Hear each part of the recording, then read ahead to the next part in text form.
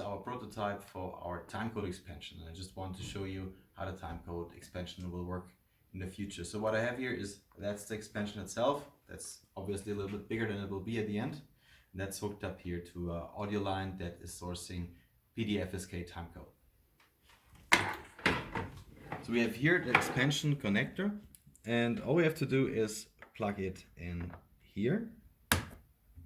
And then the field controller will automatically supply the expansion, and the expansion will give the timecode to the device. If we now enter AutoScript,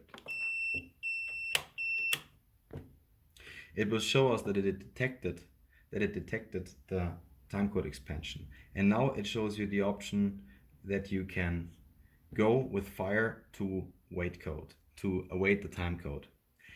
In case for any reason you don't get the timecode, you can still skip on by pressing enter to go back to the usual internal run. Anyhow, we will now go to wait code by pressing fire, and the device is now waiting for the timecode to run. And I'm gonna start this running. Give me a second, and here it comes. So now it runs, and let's say I take the timecode now away because I am disconnecting it from the timecode source.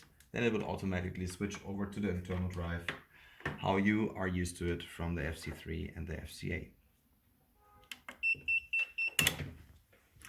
Well, thank you very much. That was basically everything that is to be said about the Raptor. I hope you're ready to go, and I hope you enjoy your new device.